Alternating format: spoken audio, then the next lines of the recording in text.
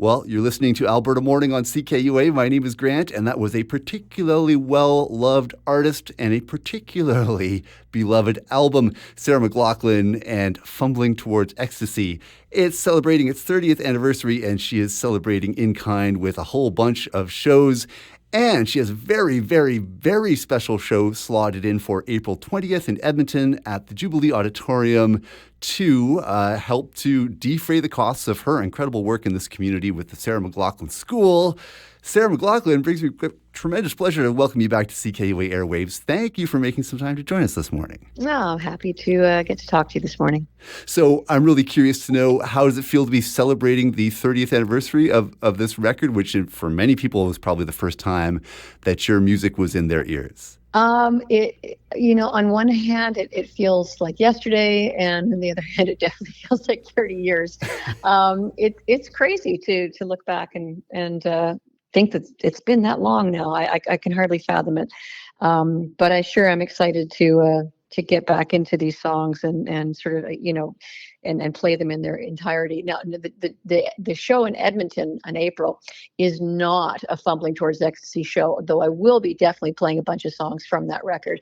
It's a solo show, so it's just little old me on piano and guitar. It's sort of an intimate evening, and it is, as you said, a fundraiser for the Sarah McLachlan School of Music in Edmonton, which I think are we 8 years in now?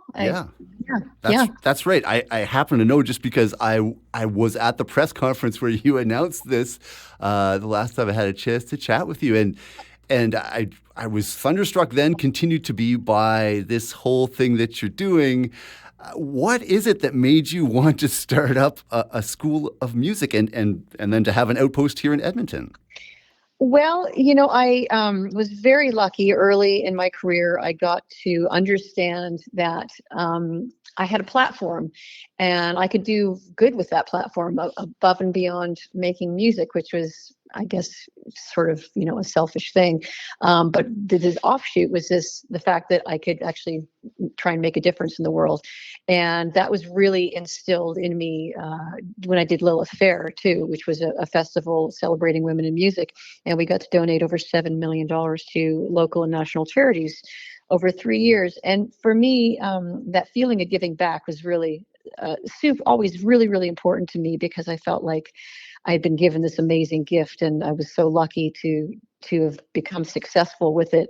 And it just felt like the right thing to do, to give back to the universe. And I think when I finished Lilith, I had a bunch of money. I put it into a foundation and thought, I want to continue the legacy of giving. And around the same time, all the public schools were shutting down music programs. And quite frankly, that's one of the only reasons I've managed to keep myself in school, was because we had a vibrant music and arts program. And the thought that kids wouldn't have that opportunity just seemed like a travesty to me. So it seemed like the obvious choice to try and help, fill a gap. And so I started 21 years ago in Vancouver here with the Sarah McLachlan School of Music, which is completely free for kids and children and youth facing barriers to access. And about, as you said, 8 years ago, started in Edmonton. And I think that was really championed by Ashif Malji, who is a wonderful human being who lives in Edmonton and is also a board member. And he championed the idea of bringing the school to Edmonton, and has continued to be hugely influential in fundraising and in helping us figure out how best to be in Edmonton. And we are very, very lucky now that we have a home with MacEwan University, which has just been an incredible partnership. So we're very, very happy and very much ensconced in Edmonton and in the community, and we're just super grateful to be there.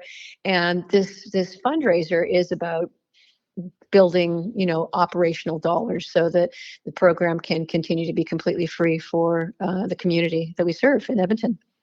It's an incredible thing that you're doing. And, on behalf of all Edmontonians, we're so grateful that you're doing it, you and your collaborators with the school. It's amazing work that you're doing. And once again, the benefit concert taking place on April 20th at the Jubilee Auditorium. And I was wondering, Sarah, you started off your own musical education journey awfully darn young, right? Can you tell us a little bit about those early first steps?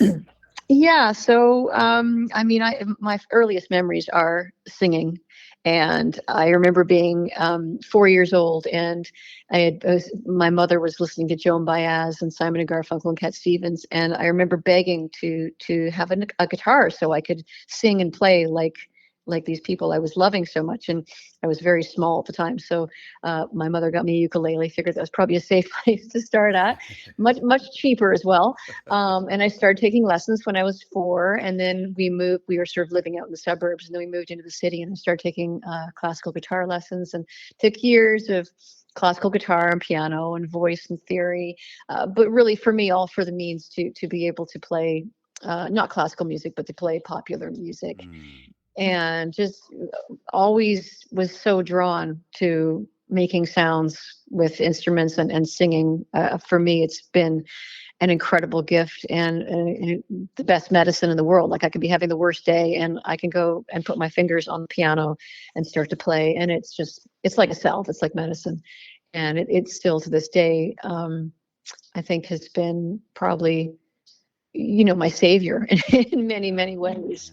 And again, just wanting kids to have that opportunity to figure out who they are through music. Cause I mean, it really saved me, particularly as a teenager, having something that I knew I was not only good at, but just that fed me and gave me a sense of my own self-worth. It was an incredibly powerful and important thing to have in my life. Yeah, and so many times we hear about young people, or perhaps have been young people, going through turbulent emotions and not knowing how to put a name on them, but just being able to have that emotional release of spending time, perhaps by oneself, perhaps with others, and just expressing. It's such an incredible gift, above and beyond what you might end up doing with it later on in life. For sure. And I think it's something that stays with us all through our lives, our love of music, whether we play it or play an instrument or sing or just listen to music. I think you're right. It's really important to understand that music can be such a great outlet on so many levels, whether you're playing it yourself or with other people or just listening. It's, sometimes you can hear a piece of music and it can articulate something that emotionally that you're unable to, but when you hear it back, so someone else has been able to articulate that challenging time or that painful memory or whatever it is, or joy. And you might not be able to articulate it yourself, but when you hear it, you're like, oh my God, I feel less alone because this person is able to articulate that and they get me. And it's not so lonely anymore, I know precisely what you're saying, and it's such a gift to be able to put young people on that road, or at least play a part in it. What a blessing that is. I come from the same neck of the woods as you do originally. I'm an old Haligonian. In fact, my sister went to Queen Elizabeth. You went to Queen E. I wondered. I sure did. Did you have any favorite music teachers that you'd like to shout out? Like maybe somebody that made a difference in the life of young Sarah that has borne fruit for you over the years? You know what? It was more in high school. It was more my art teacher, Mr. Fox. Oh, okay. No, sorry. God, that's my English teacher. Now I'm really aging myself. It was Fred Sayu. He was my art teacher, and he was great because I think he knew I was skipping class a lot. I was spending a lot of time and more time in the art room than I should have been. But he never said anything. He never said anything to me. So he never ratted me out. So I was very, very thankful for him.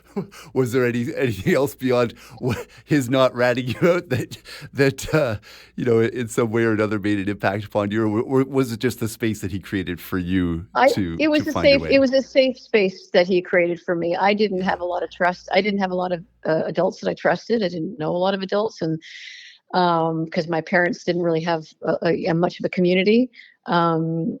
So, having an adult who I knew would just hold the space for me was incredibly important. Well, it's such an amazing thing to get to be a part of when people go to this benefit concert. They're obviously helping to support the work that you and the Sarah McLachlan School of Music are doing in Edmonton. And it's also, wow, what an amazing opportunity to catch a performance this intimate, just yourself at the piano. My goodness, that's going to be amazing. I wondered if, first of all, thank you, Sarah, for joining us. It's always such a joy to get to hear from you, and I'm so excited for the concert on April 20th. I wondered if we were to spin a little something right now, is there any piece of music that just kind of bubbles up to the top of your mind? Like whether it's something you're going to be playing April 20th or something you remember learning as a kid in school or maybe one of those old Joan Baez tunes you were inspired by? Or what would Oh you have us do? gosh, you're putting me on the spot now. I think, like, you know what? As I've been listening to Fumbling, Mary is one of those songs that comes to mind. That's sort of a little gem that I don't play live very much, and I'm very excited to get back and do that again. That's funny because this has long been one of my very favorites from your catalog, and I find it very beautiful. I also find it kind of like fires my imagination, and it always sets me wondering. If I may ask, do you recall where you're at creatively when you were composing this one? No. If I'm being honest, I mean that was 30 plus years ago. But I mean, I think it's sort of it's like the universal mother, and nature as well. Thinking about back then, I was really struggling to come up with lyrics, and I think I relied really heavily on just imagery and sort of. I would often draw from multiple sources, which would often make it sort of ambiguous, purposely ambiguous, because I didn't necessarily know what I was writing about. But that was sort of Mother Nature and which is perhaps even more timely now than it has ever been. The fact that we just take and take, and it doesn't last forever. We think it does, but there has to be some reciprocity there at some point. Mm-hmm. Well, and how beautiful to go out on a song that's all about, the theme is very much a nurturing one here, and that's certainly what you're doing in this community and others with your Sarah McLachlan Schools of Music. Sarah McLachlan, thank you so very much for joining us. It's such an incredible blessing to get to talk to you. Thank you, Grant. It's lovely to talk to you as well.